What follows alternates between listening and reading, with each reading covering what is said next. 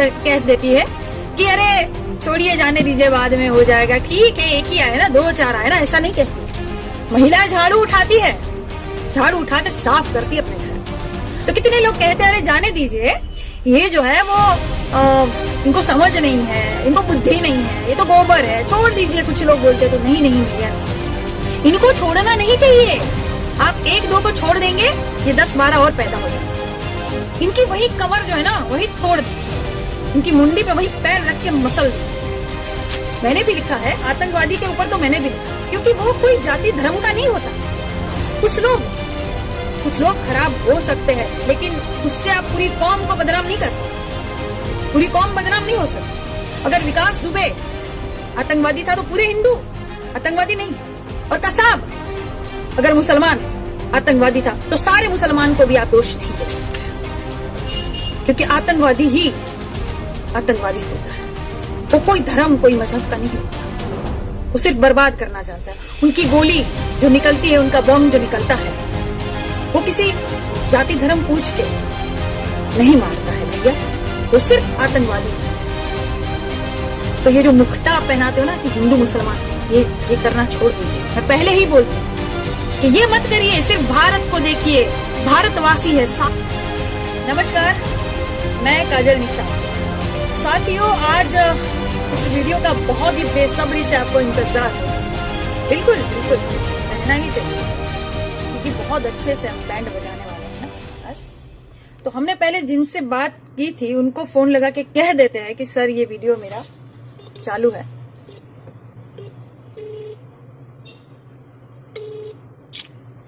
नमस्कार सर, मैं काजल निषाद जी। सर ये वीडियो जो आज का जिस वीडियो में मेरे पास फोन है, यही वो वीडियो जिससे मैंने बात की थी, आज का वीडियो है। आप इस वीडियो में नीचे कमेंट देखिएगा और ये वीडियो आप देखिएगा कि मैंने इसमें क्या गलत बोला है। ठीक है, धन्यवाद सर। और वो सारे पेपर भी मैं आज इस वीडियो में दिखाऊंगी। Thank you sir, thank you so much.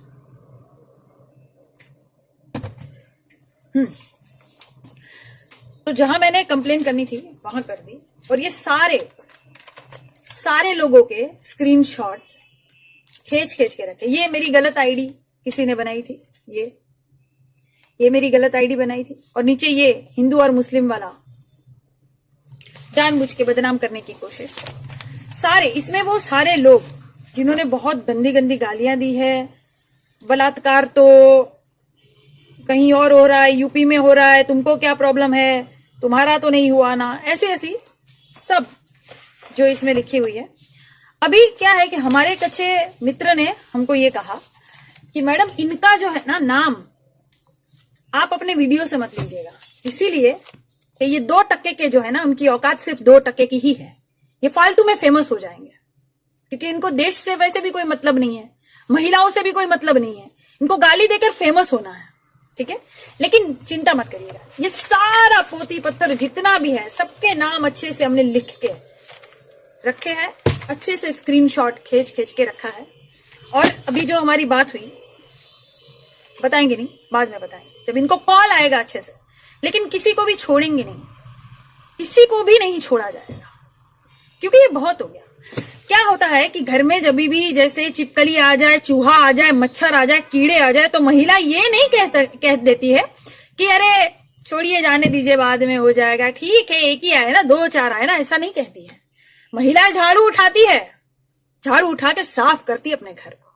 तो कितने लोग कहते हैं अरे जाने दीजिए, ये जो है वो इनको समझ नहीं है, इनको बुद्धि नहीं है, ये तो गोबर है, छोड़ दीजिए। कुछ लोग बोलते तो नहीं नहीं भैया नहीं, इनको छोड़ना नहीं चाहिए। आप एक दो को छोड़ देंगे, ये 10-12 और पैदा हो जाएंगे। इनकी वही कमर जो है ना वही तोड़ दीजिए, इनकी मुंडी पे वही पैर रख के मसल दीजिए इनको। क्या है कि ये जो सर्पीले नाग अपने आप को कहते हैं ना, ऐसे नागों को हम ऐसे मफलर लगा घूमते हैं, इनको हम बताना चाहते हैं कि हम कौन है। और ये सोचते हैं कि मैं सिर्फ मोदी जी का ही क्यों नाम लेती हूं। कुछ लोग तो वीडियो बना के जो है सोचते हैं कि बहुत बड़े ज्ञानी। अरे भैया, तुम हमको चौरी चौरा में ढूंढ रहे हो, पहले तो तुम हमको जानते नहीं हो, पहले असली जगह हमको ढूंढो, जहां हम लड़े थे ना वहां हमको ढूंढो, तब हम तुमसे बात करें ना। तुम्हें हमारे बारे में पता ही नहीं है, और तुम हमसे बात करोगे? तो पहले जाके हमारे बारे में पता करो। क्या है कि तुम लोगों को लगता है कि मैं सिर्फ ये सरकार के लिए, ये सरकार के बारे में आवाज उठा रही हूं। मैंने हमेशा जनता के बारे में आवाज उठाई है, चाहे सरकार किसी की भी रहे।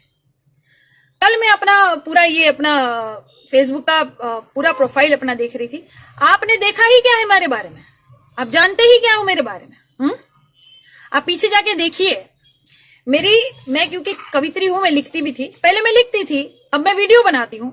आगे हो सकता है कि मैं सड़क पर भी उतरूं जनता के लिए, भारत के लिए। जहां मुझे गंदगी दिखेगी मैं वहां उतरूंगी। मैंने कविताएं कुछ लिखी थी अपनी, आपने देखा है। मोदी की सरकार नहीं थी, मोदी की सरकार नहीं थी। और भक्तों, तुम्हारी कसम तुम मर जाओ, मुझे कोई फर्क नहीं पड़ता, तुम्हारी कसम। लेकिन मैंने मोदी जी का नाम भी नहीं लिया था, ठीक है। ये मेरी कविताएं हैं, देखो। मेरा भारत महान, ये देखो, ये डेट। तब मोदी जी नहीं थे, लेकिन मैं भारत के लिए हमेशा आवाज उठाती हूँ। तब मैंने लिखा था कि देश प्रेमी के मुंह पे नकाब नहीं होता, भारत को मां समझने वाला कभी बर्बाद नहीं होता। वीर क्रांतिकारियों सा जज्बा रखो यारो, क्योंकि सिर्फ नारे लगाने से देश आजाद नहीं होता। देश के बारे में आवाज उठानी भी पड़ती है, चाहे आपकी ही सरकार क्यों ना हो। देश में कहीं कुछ गलत हो रहा है तो आवाज उठाइए, अपने जमीर को मत बेचिए। मैं यही कहती हूं। और आगे सुनिए।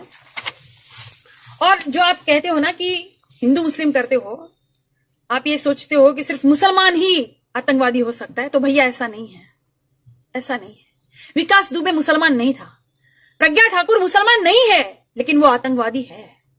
आतंकवादी जो होता है ना, वो सिर्फ आतंकवादी होता है, न हिंदू होता है न मुसलमान होता है, वो आतंकवादी होता है। आतंकवादी से आप लड़िए, आप हिंदू मुसलमान से मत लड़िए।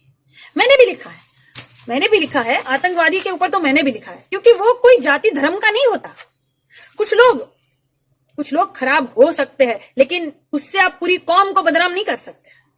पूरी कौम बदनाम नहीं हो सकती। अगर विकास दुबे आतंकवादी था तो पूरे हिंदू आतंकवादी नहीं है। और कसाब अगर मुसलमान आतंकवादी था तो सारे मुसलमान को भी आप दोष नहीं दे सकते, क्योंकि आतंकवादी ही आतंकवादी होता है। वो कोई धर्म, कोई मजहब का नहीं होता, वो सिर्फ बर्बाद करना जानता है। उनकी गोली जो निकलती है, उनका बम जो निकलता है, वो किसी जाति धर्म पूछ के नहीं मारता है भैया, वो सिर्फ आतंकवादी होते हैं। तो ये जो मुखटा पहनाते हो ना कि हिंदू मुसलमान, ये करना छोड़ दीजिए। मैं पहले ही बोलती हूं कि ये मत करिए। सिर्फ भारत को देखिए, भारतवासी है, सारे भारतवासी है, समझे। सुनिए, अभी मैंने तभी लिखा था, तभी भी मोदी जी नहीं थे भक्तों, आपकी कसम मोदी जी नहीं थे तब। सुनिए, जब कोई आतंकवाद में घायल होता है, मारा जाता है, एक आम आदमी की पीड़ा मैंने बयां की है। एक आम आदमी कह रहा है कि क्यों मुझे जीने नहीं देता ये आतंकवाद, क्या बिगाड़ा है मैंने उसका, क्या गुनाह हुआ है मुझसे। मेरी माँ के कुछ सपने हैं, मेरी बहन के कुछ अरमान हैं, मेरे कंधों की कुछ जिम्मेदारियां मुझे पूरी करनी है। क्यों बार बार अनाथ कर जाता है ये आतंकवाद। घर से निकलता हूं तो सोचता हूं कि आज पिताजी के कंधों की जिम्मेदारियां उठा लूंगा। घर से निकलता हूं तो सोचता हूं कि आज पिताजी के कंधों की जिम्मेदारियां उठा लूंगा। मुझे क्या पता कि आज पिताजी को मेरी अर्थी का बोझ उठाना पड़ेगा। क्यों मेरे माँ बाप की आंखों को रुला देता है ये आतंकवाद। मुझे मारकर कौन सी जन्नत पाएगा ये, जबकि ऊपर वाले की रूह को भी रुला देता है ये आतंकवाद। ये मैंने लिखी कविता आपको नहीं समझ में आई क्या? जानते हो मेरे बारे में? हाँ, तो मुझे गालियां देते हो तुमने देश से बड़ा एक नेता बना दिया। देश से बड़ा कोई नहीं होता भैया, तुम्हारी खुद की पार्टी भी नहीं होती। तुम्हारी पार्टी के नेता अगर गलत कर रहे हैं तो आवाज उठाने में कोई हर्ज नहीं है। उठाओ आवाज, बनो सुनीता यादव और उठाओ अपनी आवाज, चाहे तुम कितने ही आम आदमी क्यों ना हो। तुम्हारी आवाज बुलंद करो, जहां गलत हो रहा है वहां आवाज उठाओ। तुम क्यों अपने डॉक्टर कफील को सिर्फ इसलिए बंद रखा है कि वो मुसलमान है, पर आपने ये नहीं देखा कि अभी कोरोना का संकट चल रहा है तो डॉक्टरों की जरूरत है, जितनी ज्यादा हो सके उतनी। आज के पेपर भी आप पढ़िए ना, आज का पेपर भी आप पढ़िए तो कितने सारे डॉक्टर जो है, 11 डॉक्टर और 7 नर्स आज भी संक्रमित हो गए। एक ही शहर की खबर है ये। तो डॉक्टरों की ज्यादा जरूरत है। डॉक्टरों के लिए आप आवाज उठाइए, चाहे हिंदू हो चाहे मुसलमान हो, क्या फर्क पड़ता है। जनता की सेवा करेगा ना। अभी ज्यादा जनता को उन्हीं की जरूरत है, ऐसे गाली देने वाले कपूतों की जरूरत नहीं है हमें। मैंने पहले ही बोला। आगे आगे तुम्हें लगता है कि मैं सिर्फ मोदी जी को ही निशाना साधती हूँ। ये देखो, ये कब की है मेरी कविता, ये देखो। मोदी जी नहीं थे तब, मोदी जी नहीं थे, तुम्हारी कसम, मैंने पहले ही कहा। एक आम आदमी जो किसी से अपनी बात बयान नहीं कर सकता, एक आम आदमी जो अपने नेता को भी नहीं समझा सकता अगर वो गलत कह रहा है तो, एक आम आदमी बेचारा, एक भारत का वासी, अगर उसे अपनी व्यथा, अपने भारत के बारे में बात करनी है तो वो किससे करेगा? वो अपने भगवान से करेगा। जैसे पहले मैं समझती नहीं थी कि मुझे किस तरह अपनी बात रखनी चाहिए, तो मैं कविताएं लिखती थी, अब मैं वीडियो बनाती हूँ।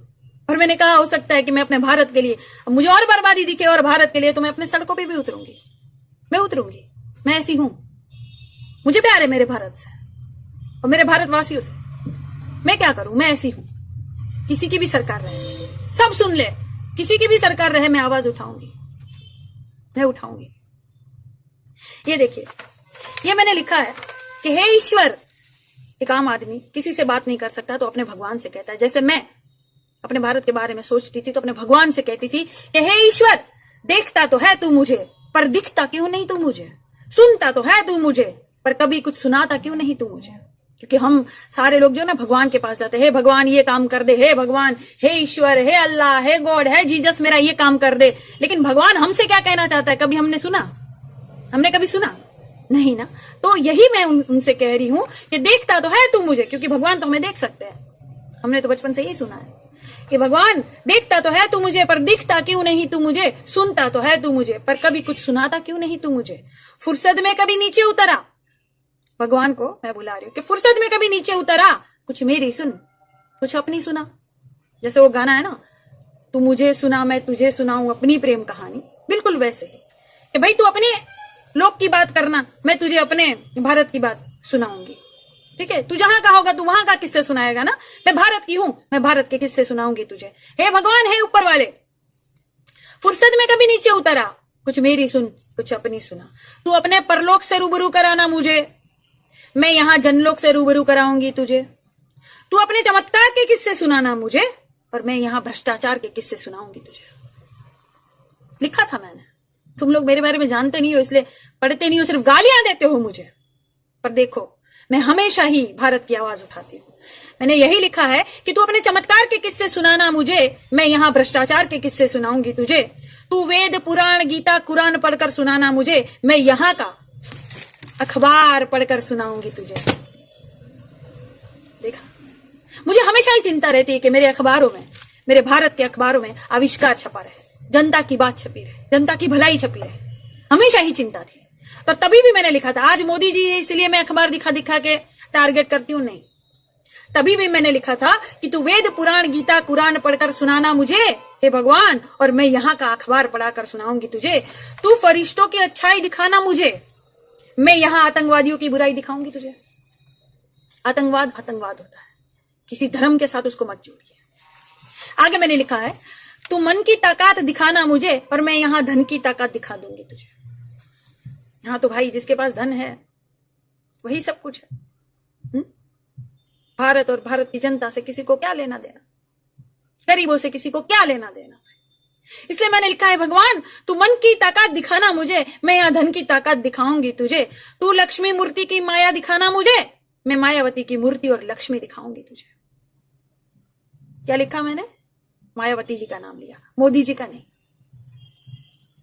आपको जहां जो गलत लगे आप आवाज उठाइए, लेकिन तुम तो एकदम चमचे हो गए हो, एकदम भक्त में भक्ति में लीन हो गए हो, एकदम गोबर हो गए हो। तुम्हें ये दिखाई नहीं देता कि हमारा नेता गलत हो तो हमें आवाज उठाना चाहिए, और तुम्हारे नेता से कोई सवाल पूछेगा तो तुम गाली दोगे।